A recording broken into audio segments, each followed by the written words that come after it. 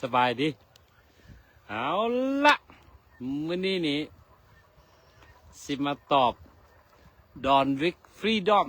บักหมาน้อยกาสร้างสามหัว มึงเห็นกูโผล่ออกมานี่เจ็บได้ดอกแม่นมาล่ะแถมยังมีน้อง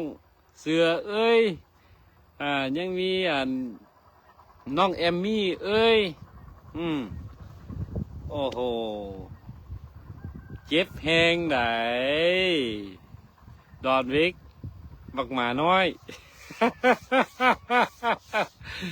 เป็นอะไรมึงสบายดีติมึงจื้อวะย้อนกลับขึ้นไปปี2020พวกมึงนี่ห่วมหัวกันนี่กัดกูนี่ โอ้แล้วในพลดินมาฟี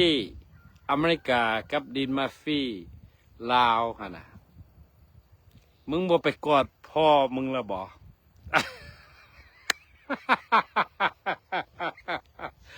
แล้วอีเวยเด้แล้วก็บักกันวิรบุญสู้ขันทองบักนักบินฆาตกรฮะนะ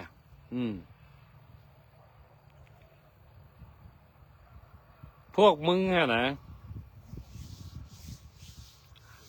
คือมาแตกกันเมื่อไรล่ะ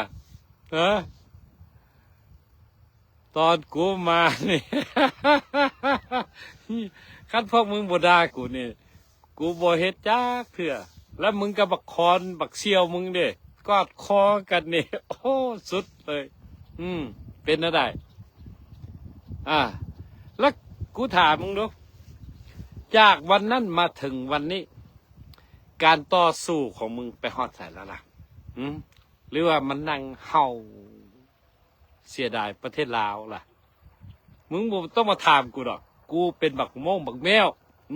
กูบ่มีประเทศ คือสุวาน่ะพวกกูนี่มาข้ออยู่กับพระเจ้าแผ่นดินนะแต่ว่าข้อสำคัญที่สุดคันกูถามมามึงตอบบ่ได้พวกมึงตอบบ่ได้อยู่ในประเทศลาวน่ะมี50 กว่าชนเผ่าปัจจุบันนี่50 ชนเผ่าตามเอกสารนะ50 ชนเผ่านะแต่ว่าสมัยก่อนราชอาณาจักรลาวตอนนั้นท่านมึงยังบ่ทันฮู้ขี้หยังนะ ตอนนั้นท่าน68 ชนเผ่า3 ชนชาติว่าซั่นกูไปค้นคว้าออกมาบ่มีฮอด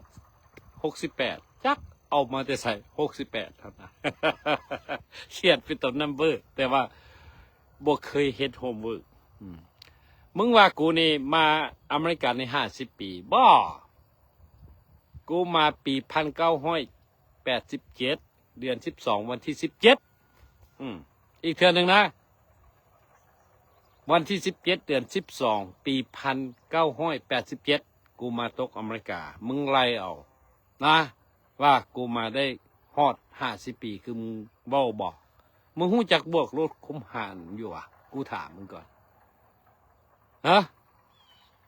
อันที่มึงมาเฮามาตัวมายั่วให้น้องๆลูกหลานอยู่เมืองลาวไปตายฮะน่ะกูถามมึงบ่ย่านบ่บาปมึงนี่นะสุดๆของมึงก็คือใต้ทูปห้องฟ้าห้องดินล่ะขอบพระเจ้าพระอินทร์ สิ่งที่มึงมองบ่เห็นมึงจื้อตัวสิ่งที่มึงเฮ็ดนะกูว่าสิอันที่มึงกล่าวหาต่างๆนานากูนี่นะมึงว่ากูนี่บ่มีเมียลูกเมียทิ่มกูหมดแล้วเดี๋ยวนี้นี่กูนี่เป็นโฮมเลส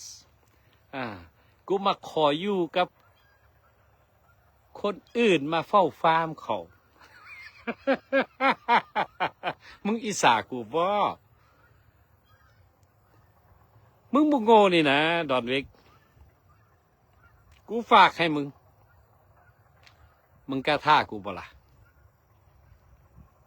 ทุกอย่างที่มึงเว้าคลิปใหม่ๆนี่นะและมีคนส่งมาเพราะว่ามึงนี่คัดว่ามึงบวกมึงเถียงไผ่มึงเฮ็ดอย่างบ่ได้ให้ผู้นั่นมึงบล็อกเขามึงบล็อกกูมาเห็นบ่ได้กูบ่เห็น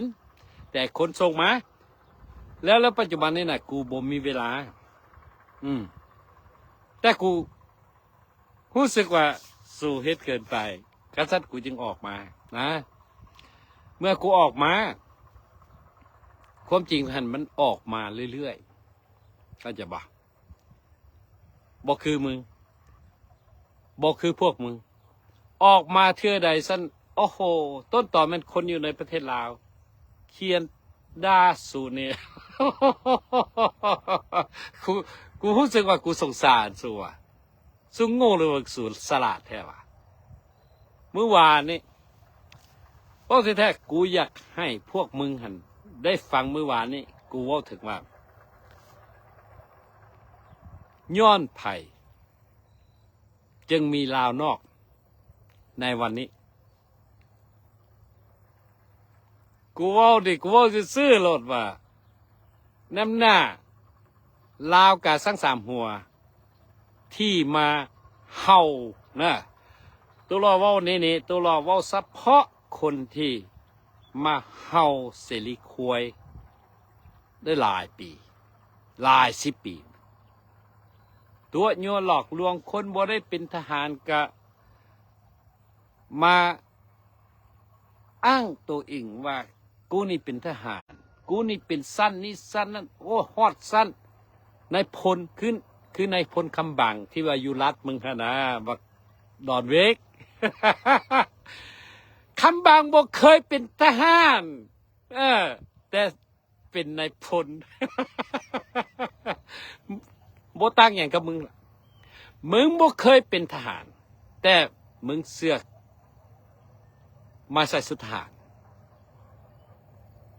นี่ละอันเที่ยวถึกดานะเฮ้ยเอาแบบนี้ที่มึงกล่าวหากูตั้งนะคือกูว่าล่ะมึงบ่โง่นะคนที่อยู่ใกล้มึงก็คือด็อกเตอร์ปอมฮะเด้ที่เฮ็ดเวียกอยู่ไวท์เฮาส์นะ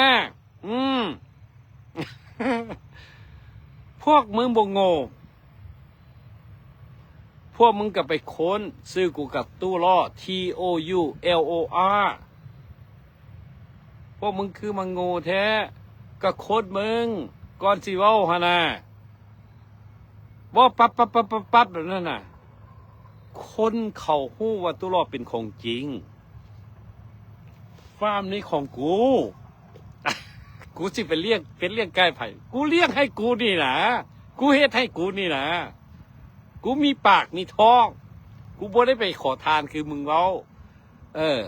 ถ้าว่ามึงหะนะกะพนันน้ำกูเอาจัก100,000เนาะพอหอมปากหอมคอเอาบ่ล่ะมึงเป็นคนรวยนี่นะมันบ่มาฟาดกันจักตั้งคักให้สังคมได้เห็นว่าบักตุล้อบักแมวคือกูนี่นะบักขอทานกูคือกูนี่นะบักโฮมเลสคือกูนี่นะบ่มีลูกมีเมียลูกเมียได้ชิมหมดแล้วไปขออยู่พอได้เข้าได้น้ำกินฮะนะมาลิ้นกันสักตั้งว่ะเฮ้ยมึงตอบกูนะและอันสังคมซอยฝากคลิปตัวนี้ไปให้บักหมาน้อยตัวนี้มันยังบ่ยอมเทื่อนี่สิเฮ็ดให้มึงยอมซีโรลาพุ่นหรอล่ะเอาแบบนี้คันว่ากูเป็นคือมึงเว้ากูสิเฮ็ดพาเข้าขอมึงกราบไหว้มึงปันพระเจ้านะและให้มึงอีก100,000บัดนี้ของมึงคันว่ามึง ตัวยัวหลอกลวงสร้างปานนั้นเป็นตัวสร้างความเท็จมึงก็เฮ็ดเข้าเฮ็ดน้ำมากราบกูคือพระเจ้าละเอาเงินแสนนี้ให้กูมึงกล้าบ่ล่ะกูให้เวลามึง2 อาทิตย์นะแต่ถ้ามึงไปคอบักด็อกเตอร์ปลอมหรือว่าพวกกาซักสามหัวซักสามมาของสูนี่นะไปค้นขั้นว่ามีแล้วนะขั้นว่ามีแล้วมึงก็มากล่าวต่อสังคมขอโทษกูขอโทษสังคมละปิดปากมึงนะแต่ถ้ามึงยืนยันคือที่ผ่านที่เก้าที่หลัง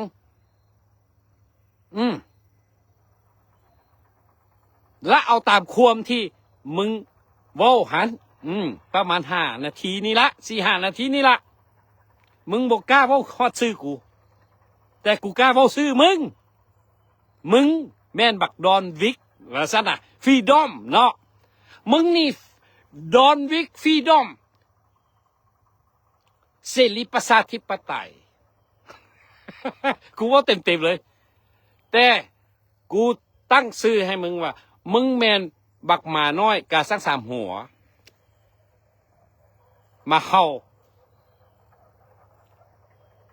มึงเฮาได้อย่างกูถามว่ามึงเฮาได้อย่างมาเฮาโยนตกซะหมอ คันมึงสิเฮากูสิสอนให้มึงกูสิบอกให้มึงควรด่าพระเจ้าแผ่นดินมึงควรด่าพวกเจ้านายภาค1 3 4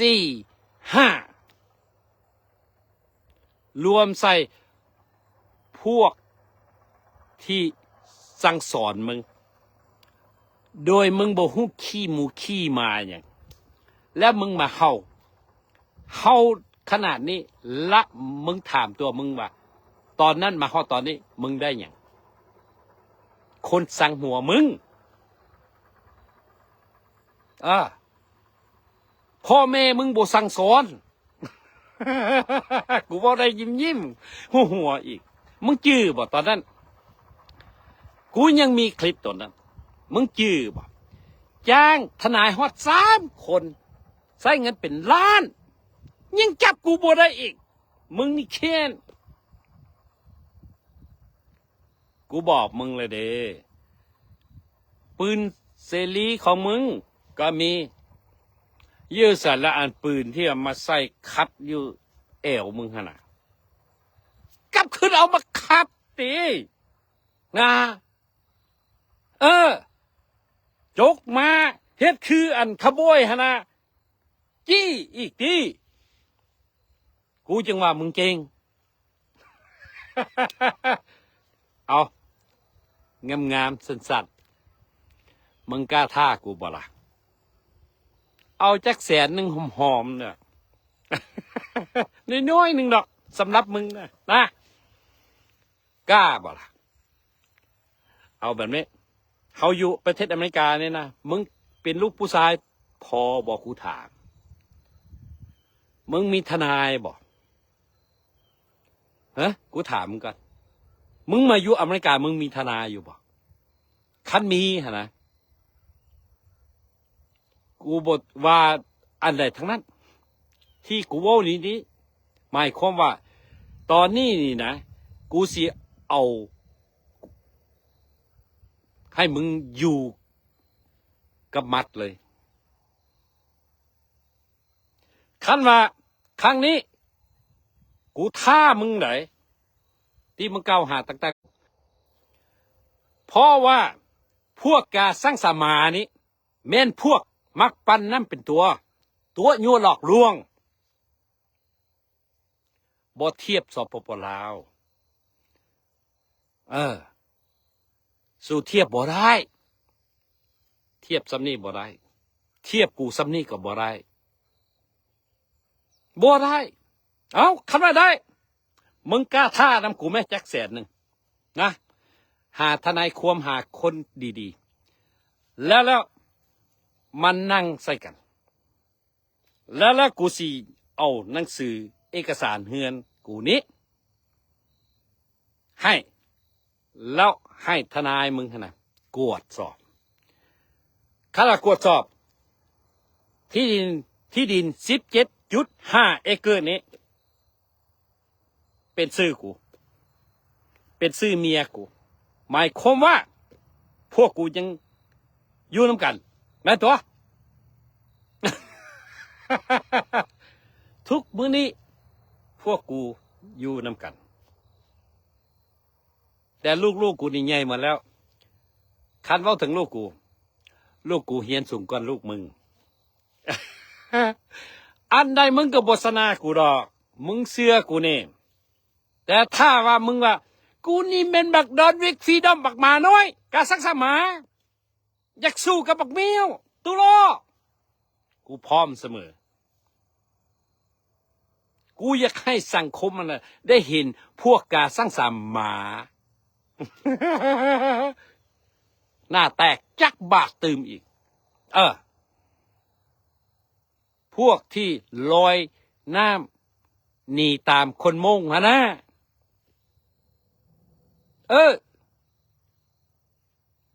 พวกที่เจ้านายลาวพากันเสงไปตาย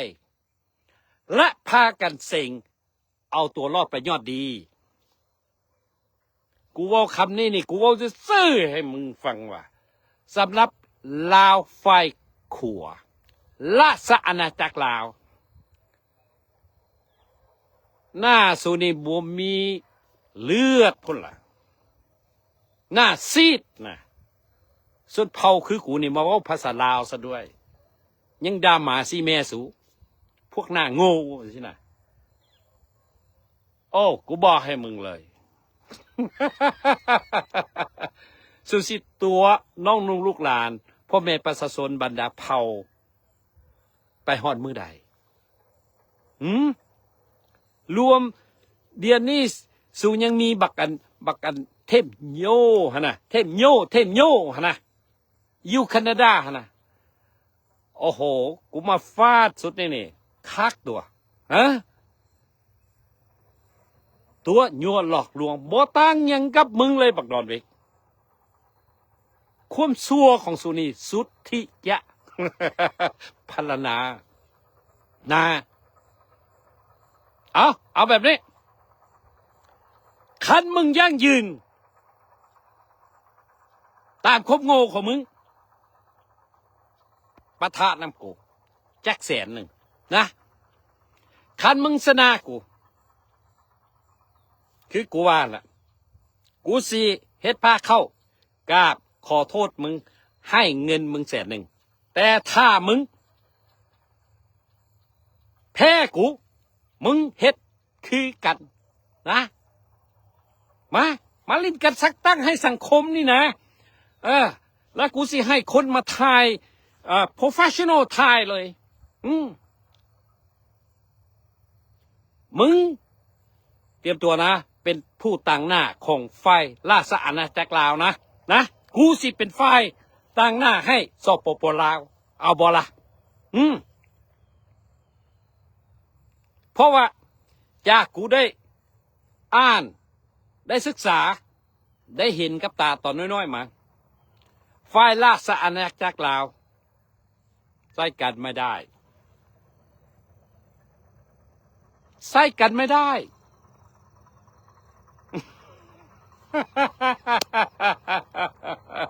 คันบอกมาเลยมึงเจ็บใจเรื่องบ่เว้าคำใดเว้าตอนใดคำว่าออกลาวสินะมึงเสียเปรียบกูโลดมึงหูตัวประเทศลาวคนลาว มึงสิมาไล่กูนี้กับประเทศลาวประเทศมึงนะอันนั้นน่ะกูบักแมวในบ่มีประเทศมึงสิมาไล่กูเห็นยังอันนี้คนมงหัวหน้าผู้นำกูเลือกแล้วแต่มึงกับนายพวกมึงบ่ได้เลือก มึงจื้อนะคำว่าลาวรวมลาวมึงเอ้ยฮะ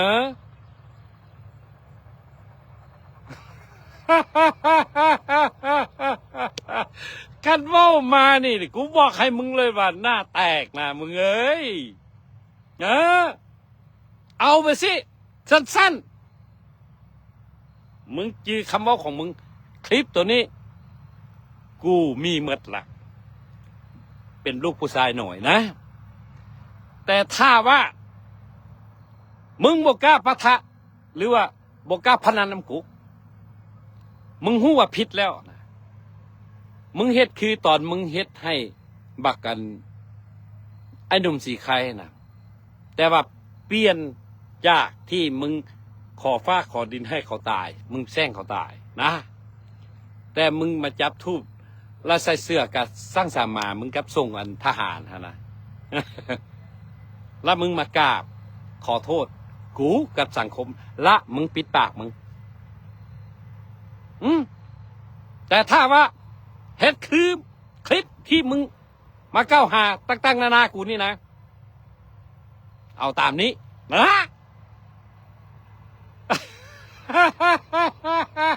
โอ้ยสนุกว่ะเอาขอบใจหลายๆที่ทุกคนมาเขียนมาติดตามนะทุกเราบ่ได้บอกใครทุกคนเลยนะเอาสิได้กลับคืนไปเฮ็ดเวียกเอาบักดอนวิก กูนี่นะกูยังเฮ็ดส่วนกูอยู่ฮันแต่ว่ากูอยากพักผ่อนน้อยหนึ่งแต่กูก็เลยจับตั้งนี่มันนั่งอยู่บนนี้เพราะว่าตะวันหันบางทีมันส่องแสงมันอยากแห้งไปน้อยหนึ่ง โอ้มึงอิสาที่กูมีดิเอาสิไปอิสาหยังมึงเฮ็ดเวียกอยู่นี่สั้นพ่อหนาเอาตีรถเข้าเอาตีรถออกอันนี้นะรถใหม่ๆนี่นะเนาะมึงกะซื้อตัวแล้วสิมาอิสากูแห่งตอนนั้นกูซื้อรถมึงจื้อตัวกูซื้อรถกูก็ยังอยู่นี่นะ กูจะให้มึงเห็นอยู่คนมึงเห็นอยู่รูปนึงตัวจักกูกูเฮ็ดส่วนน้อยหนึ่งกูก็ใส่จักน้อยนี่ละเฮ็ดนะกูคนทุกคนโจรมึงหาเช้ากินค่ำกูบอกคือพวกการสักสามาดอกไปเฮ็ดเวียกอยู่โรงงานจะซื้อรถเบนซ์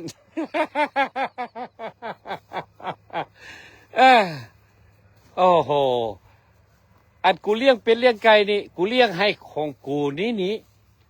โอ้โหมึงว่ากูนี่เลี้ยงเป็นเลี้ยงไก่ให้เขาว่ะ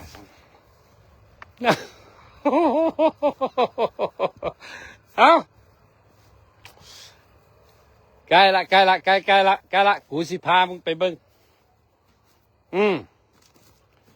กูสิพามึงไปเบิ่งเลี้ยงอันนี้มาเป็นเลี้ยงให้เขา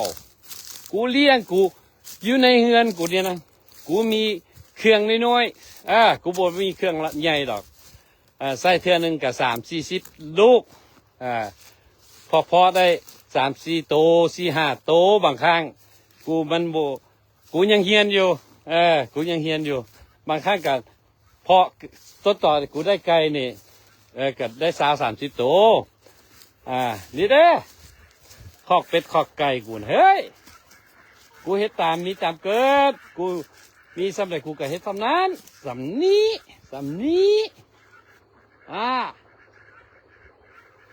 แล้วไก่น้อยๆกูมาปลาอาหารพวกนั้นน่ะกูเพาะเองพวกนี้กูก็เพาะเองเขาใหญ่แล้วแล้วมื้อวันอาทิตย์นี้กูก็มีคนมาเยี่ยมกูคือกันสิมาฆ่าเป็ดฆ่าไก่กินนี่นะแล้วกูสิเฮ็ดคลิปคันว่าเขากล้าเว้านะกูก็สิให้เขาเว้าให้มึงฟัง แต่ว่ากูเว้าซื่อๆแล้วล่ะว่าน้ำหน้ามึงกับพวกของมึงหั่นน่ะกูเว้าซื่อๆนะน้ำหน้าสุหันสิเอาชนะฝ่ายได้บ่มี เอาชนะกูยังบ่ได้แล้ว อู้กูนี่มีความสุขเด้นี่เด้ไก่กูเฮ้ยเขามากินเนี่ยนี่ยังไงนี่กูยังเลี้ยงอีก100 ตัวเพื่อให้พี่น้องพ่อแม่พี่น้องหรือว่าคนมาเยี่ยมกูได้ฆ่าให้เขากินเนี่ยเขามีความสุขปันยังมึงว่ากูนี่บ่มีเฮือนมีซาน เอาตกลงกันแบบนี้นะ เอาให้สังคมฮู้คักๆเลยว่าไผ่กันแน่ตัวสังคมนะเอาละพาตั้งนี้ขอให้ทุกคนซอยแชร์ออกไปให้บักหมาน้อยได้เห็นนะสบายดี